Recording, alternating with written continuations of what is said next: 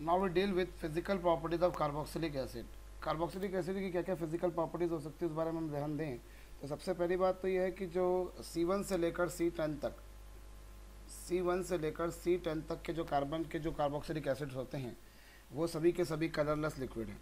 C1 से लेकर C10 तक के जितने भी हैं वो सभी के सभी क्या है, कलरलेस लिक्विड। C1 से C10 मतलब क्या हो गया, फॉर्मिक एसिड से लेकर तो C9H19COOH,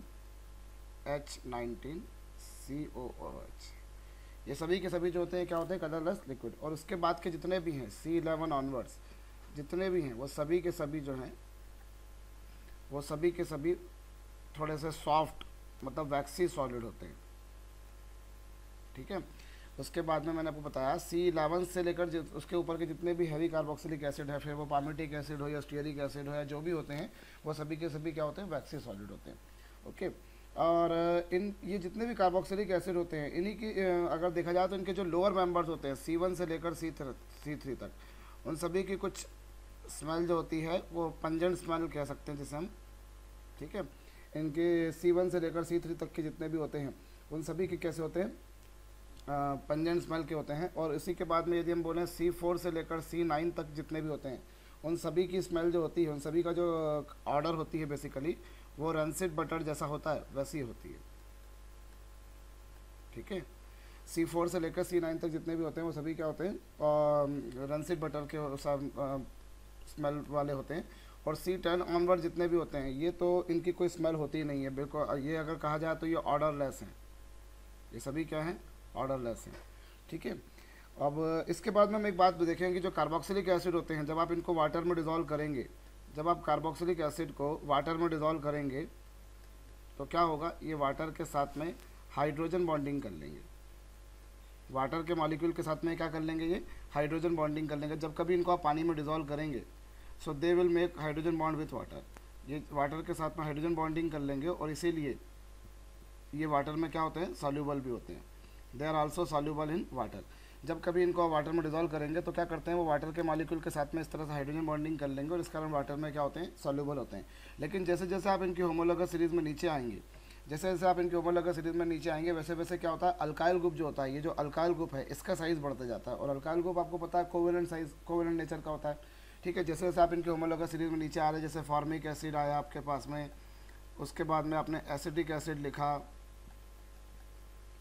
उसके बाद में आपने C2H5COH लिखा। अब देखिए जो हाइड्रोजन बॉन्डिंग हो रही है, हाइड्रोजन बॉन्डिंग में केवल OH पार्ट का जो ही कंट्रीब्यूशन है, या ये हम बोलें कि कार्बोक्सिलिक पार्ट का ही कंट्रीब्यूशन होता है, बाकी किसी का कोई कंट्रीब्यूशन नहीं होता। इस पूरे में अगर देखें तो हम केवल ये जो कार्बोक्सिलिक है ग्रुप, केवल इसी का कंट्रीब्यूशन है, अल्काइल ग्रुप का तो कोई कंट्रीब्यूशन होता नहीं है। और जैसे जैसे आप इनके होमोलॉगस सीरीज में नीचे आ रहे हो वैसे वैसे क्या हो रहा है, कार्बोक्सिलिक जो अल्काइल ग्रुप है उसका साइज़ बढ़ता जा रहा है, हाइड्रोकार्बन पार्ट का साइज़ बढ़ता जा रहा है। और हाइड्रोकार्बन पार्ट का साइज़ बढ़ने के कारण क्या होता है, जैसे जैसे हम नीचे आते हैं वैसे वैसे वाटर में सॉल्युबिलिटी जो होती है वो क्या होती है, डिक्रीज होती है। As such their lower members are soluble in water, इनके लोअर मेंबर्स वाटर में सॉल्युबल हैं क्योंकि वो वाटर के साथ में हाइड्रोजन बॉन्डिंग कर लेते हैं, जैसा कि आप यहाँ पर स्क्रीन पर देख भी पा रहे हैं कि they are making hydrogen bond with water on dissolving into water. ठीक है। But as we move downward their homologous series, जैसे जैसे हम इनके ग्रुप इनके होमोलॉगस सीरीज में नीचे आएंगे वैसे वैसे क्या होगा, सॉल्युबिलिटी जो है वो धीरे धीरे क्या होती जाएगी, कम होती जाएगी, क्योंकि अल्काइल ग्रुप का साइज़ बढ़ता जा रहा है। और अल्काइल ग्रुप जो होता है वो अगर कहा जाए तो वो वाटर हेटिंग होता है एक तरह से, क्योंकि वो कोवेलेंट होता है, जबकि वाटर जो होता है वो क्या होता है, पोलर सॉल्वेंट होता है। तो हम जानते हैं लाइक डिजॉल्व्स लाइक, तो कोवेलेंट कंपाउंड तो कोवेलेंट में घुलेगा और आयनिक आयनिक में घुलेगा। तो चूंकि नीचे जाने पर क्या हो रहा है, अल्काइल ग्रुप यानी कि कोवेलेंट पार्ट का साइज़ बढ़ता जा रहा है, इसीलिए जो सॉल्युबिलिटी है वो क्या होती जाती है, कम होती जाती है। इसको हम इस तरह से समझ भी सकते हैं कि जैसे जैसे हम वाटर नीचे जाएंगे इनकी होमोलॉगस सीरीज में वैसे वैसे जो सॉल्युबिलिटी है वो कम होती जाएगी। सो फॉर्मिक एसिड सबसे ज़्यादा सॉल्युबल है, एसिटिक एसिड कम, प्रोपियोनिक एसिड और भी कम, ब्यूटारिक एसिड जो होगा वो और भी कम होगा। जैसे जैसे आप इनकी होमोलॉगस सीरीज में नीचे आते जाओगे वैसे वैसे वाटर में सॉल्युबिलिटी घटती जाएगी। ठीक। तो ये हमने देखा इनकी सॉल्युबिलिटी के बारे में। अब इसके बाद में हम देखें जैसा अल्कोहल में होता था बिल्कुल वैसा ही यहाँ पर भी क्या होता है, इनके मॉलिक्यूल एक दूसरे के साथ में हाइड्रोजन बॉन्डिंग कर लेते हैं। इनके जो मॉलिक्यूल्स होते हैं वो एक दूसरे के साथ में, भाई ऑक्सीजन पे नेगेटिव चार्ज है, हाइड्रोजन पे पॉजिटिव चार्ज है, तो ये क्या करते हैं, कार्बोक्सिलिक एसिड के जो मॉलिक्यूल्स होते हैं वो वाटर के साथ में हाइड्रोजन बॉन्डिंग कर लेते हैं। और वाटर के साथ में हाइड्रोजन बॉन्डिंग कर लेने के कारण क्या होता है, सॉरी, ये एक दूसरे के साथ भी हाइड्रोजन बॉन्डिंग करते हैं, वो तो हम ऑलरेडी देख ही चुके हैं। ये एक दूसरे के साथ में हाइड्रोजन बॉन्डिंग कर लेते हैं, जैसे आप देख रहे हैं यहाँ पर। यहाँ तो इन्होंने क्या करा, वाटर, इन्होंने एक दूसरे के साथ में, जैसे एक कार्बोक्सिलिक एसिड का मॉलिक्यूल था, एक कार्बोक्सिलिक एसिड का मॉलिक्यूल देखिए ये वाला जो आपके पास में था, इस कार्बोक्सिलिक एसिड के मॉलिक्यूल ने दूसरे कार्बोक्सिलिक एसिड के मॉलिक्यूल के साथ में क्या कर ली, हाइड्रोजन बॉन्डिंग कर ली। ये कौन सा बॉन्ड है, ये हमारे पास में हाइड्रोजन बॉन्ड है। और हाइड्रोजन बॉन्डिंग कर ली, इसलिए क्या होगा, नेचुरल बात है, इनका जो बॉइलिंग पॉइंट होगा वो ज़्यादा होगा, एक्सपेक्टेड वैल्यू से ज़्यादा होगा। नॉर्मली जो ऑर्गेनिक कंपाउंड्स होते हैं उनके कंपैरिजन में इनका बॉइलिंग पॉइंट ज़्यादा होगा, क्योंकि यहाँ पर एक दूसरे के साथ में हाइड्रोजन बॉन्ड बना रहे हैं, ठीक है। तो इसीलिए इनकी जो इनका बॉइलिंग पॉइंट है वो रिलेटिवली एक्सपेक्टेड वैल्यू से ज़्यादा है।